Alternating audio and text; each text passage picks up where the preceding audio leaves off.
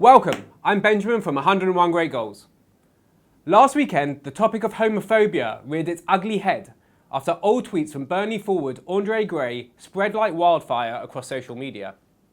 Among Gray's deeply offensive tweets, the striker said, "Gays make me sick," and he used the hashtags burn and die. Gray responded quickly and in the right manner. He went back on social media, he said he's a changed man, reformed, who no longer holds the beliefs written in his tweets, he insisted he's not homophobic, and he offered a sincere apology. And we have to believe him. We have to give him a second chance to prove himself. Everyone deserves a second chance. Now, the FA have charged Gray for the tweets, but looking at this incident in isolation isn't good enough. If you don't believe football has a major homophobia problem, you're blind. The last and only high-profile English-based player to come out was Justin Fashanu in 1990. 8 years later, he committed suicide. Since then, the only other player who was brave enough to come out has been Robbie Rogers, the former American international who once played at Leeds United and now plays for the LA Galaxy. Listen, I'm happily married, but even I've got a man crush, you beautiful man. Rogers told the world he was gay back in 2013 and then retired from football to give himself some personal space.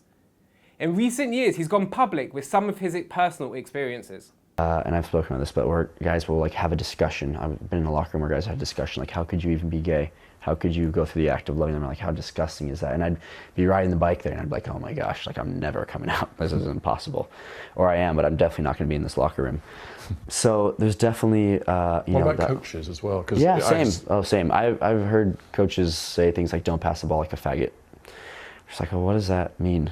I'm passing the ball now like everyone else and I'm gay, so. Now, while everything was going on with Andre Gray in England last weekend, Rogers was playing for the LA Galaxy B team against a team called OC Blues when this unfucking believably happened. Quote, "In the heat of the last 15 minutes of the game, a player from the opposing team called me queer repeatedly. Rogers said he wished he'd reacted like Zinedine Zidane and headbutted the player. How we wish that would have happened. Adding, I went to bed upset, angry at this player and his ignorance, angry at myself for not doing more in the moment.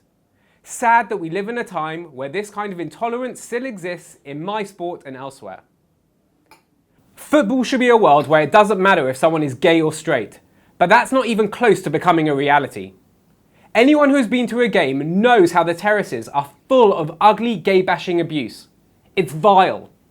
And institutionally, FIFA are taking the next 2 World Cups to Russia, a country with a horrendous record of bigotry towards homosexuals, and Qatar, where they have no problem building a stadium that looks like a giant metal vagina.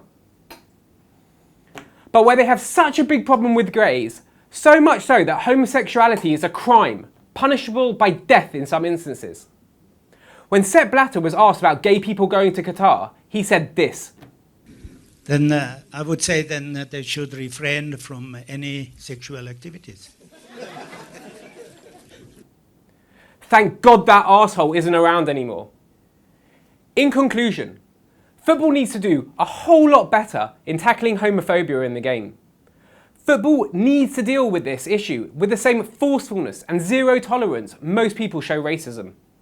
The fact that there is not one openly gay player in any of the top 5 leagues in Europe shows how endemic the problem is. Thanks for watching. Subscribe, like, comment and share. See you next time.